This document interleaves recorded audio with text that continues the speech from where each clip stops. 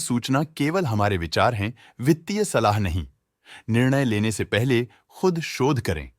किसी भी लाभ या हानि के लिए हम उत्तरदायी नहीं हैं।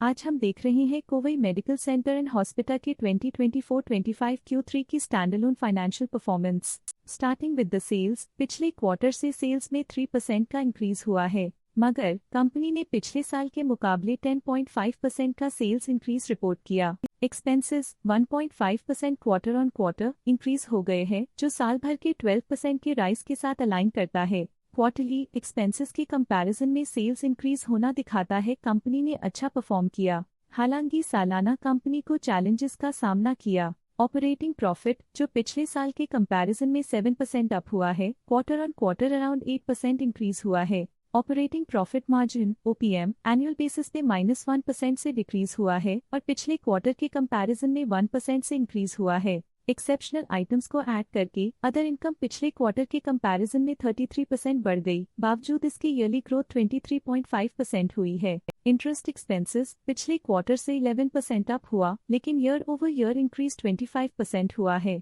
डिप्रिशिएशन कॉस्ट्स में 1% का क्लाइम देखने को मिला और ईयरली बेसिस पे 5.5% का इंक्रीज देखा गया। प्रॉफिट बिफोर टैक्स एनुअली 6.5% बढ़ा, लेकिन प्रोसीडिंग क्वार्टर से 11.5% बढ़ा है। इस साल कंपनी ने 24.5% टैक्स पे किया और क्वार्टरली कंपनी ने 23% टैक्स पे किया है। नेट प्रॉफिट ने ईयर ऑन ईयर 9% का इंक्रीज दिखाया, लेकिन लास्ट क्वार्टर से 14% का इंक्रीज हुआ है। इस क्वार्टर में कंपनी का परफॉर्मेंस ठीक रहा, ऑपरेशनल एफिशिएंसी में कुछ सुधार हुआ है। वहीं अगर एनुअल एनालिसिस की बात करें तो इस साल कंपनी का परफॉर्मेंस ठीक रहा। अर्निंग्स पर शेयर EPS में साल भर में 4% का इंक्रीज देखा गया, लेकिन क्वार्टरली में 14% की बढ़ोतरी भी नजर आई। इस क्वार्टर में कंपनी का EPS ठीक रहा, ऑपरेशनल एफिशिएंसी में कुछ सुधार हुआ। Kovai medical centre and hospital के फाइनेंशियल स्नैपशॉट को रिव्यू करते हुए कुछ मुख्य ट्रेंड्स सामने आए हैं जो कंपनी की परफॉर्मेंस में रोशनी डालते हैं। दिसंबर 2021 से दिसंबर 2024 तक Kovai medical centre and hospital की फाइनेंशियल जर्नी में सबसे पहले बात करते हैं सेल्स की। इस साल सेल्स में 14.5% की वृद्धि हुई है और पिछले 4 सालों में 51% की वृद्धि हुई है, जो एक निरंतर अपवर्ड ट्रेंड को दर्शाता है। पिछले 3 साल से सेल्स लगातार बढ़ती जा रही है, जो मार्केट एक्सपेंशन और कंज्यूमर डिमांड में वृद्धि को दर्शाता है। अब बात करते हैं एक्सपेंसेस की। इस साल एक्सपेंसेस 13% बढ़े हैं और 4 सालों में 54% का इजाफा हुआ है। इस साल सेल्स और एक्सपेंसेस एक साथ बढ़ रहे हैं, जो बैलेंस्ड ऑपरेशनल अप्रोच को दर्शाता है। ऑपरेटिंग प्रॉफिट का सफर स्टेडीली ऊपर चढ़ रहा है, इस साल 19% की बढ़ोतरी के साथ और पिछले 4 सालों में 44% का नोटिसेबल राइज हुआ है। एक टेम्पररी गिरावट के बाद ऑपरेटिंग प्रॉफिट ने लगातार दूसरे साल वृद्धि को बनाए रखा है, जो बिजनेस ऑपरेशंस में साइक्लिकल अपटर्न को दर्शाता है। नेट प्रॉफिट का सफर ऊपर की ओर चल पड़ा है, इस साल 30.5% की चढ़ाई के साथ पिछले 4 सालों में 84% की शानदार वृद्धि हुई है। एक अस्थायी गिरावट के बाद लगातार दूसरे साल नेट प्रॉफिट में वृद्धि हुई है, जो फाइनेंशियल लैंडस्केप में साइक्लिकल रिकवरी को दर्शाता है। इस साल EPS ने ऊंचाइयों को छुआ है 30.5% की वृद्धि के साथ, जो पिछले 4 सालों में 84% की मजबूत वृद्धि पर आधारित है। एक अस्थायी सेटबैक के बाद EPS ने लगातार दूसरे साल अपनी अपवर्ड ट्रैजेक्टरी को जारी रखा है, जो कंपनी की वॉलेटाइल मार्केट्स में अडेप्टेबिलिटी को दर्शाता है। चलिए अब बात करते हैं शेयर होल्डिंग पैटर्न की। Kovai medical centre and hospital की शेयर होल्डिंग रिपोर्ट्स कुछ इस प्रकार की हैं, जो दिसंबर 2024 के 31 तक चलता है। ये रिपोर्ट कंपनी के शेयर्स की डिटेल्ड जानकारी देता है, जिसमें promoters, promoter groups, foreign investors, public investors और सरकारी एंटिटीज शामिल हैं। प्रमोटर्स शेयर होल्डिंग 2024 के सितंबर में 56.51% से इंक्रीज होकर 2024 के दिसंबर में 56.55% तक का इंक्रीज देखा गया है। इस इंक्रीज से साफ होता है कि प्रमोटर्स का कंट्रोल कंपनी पे और मजबूत किया है। पब्लिक हेल्थ शेयर्स का परसेंटेज 2024 के सितंबर में 38.67% से 2024 के दिसंबर में 38.46% तक डिक्रीज हो गया।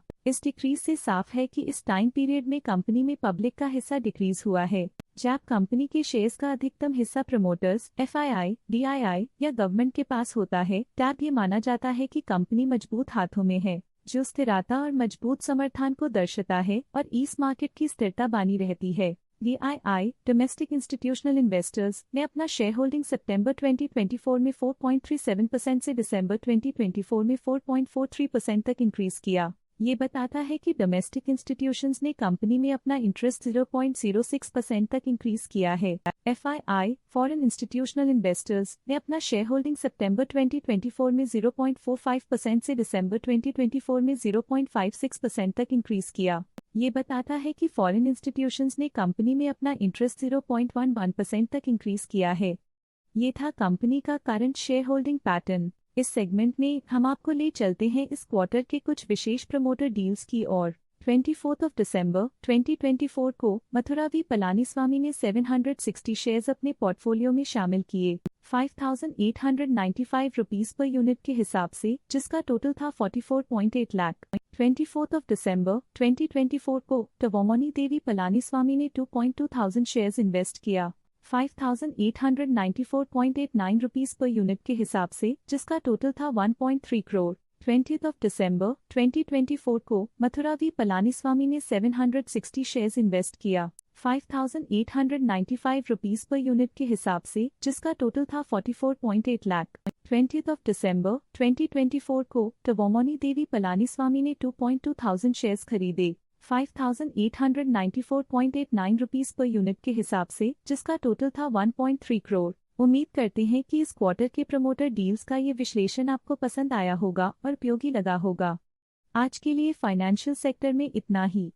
देखने के लिए धन्यवाद। स्टॉक लेटेस्ट न्यूज अपडेट के लिए चैनल को सब्सक्राइब करें और वीडियो को लाइक एंड शेयर करें।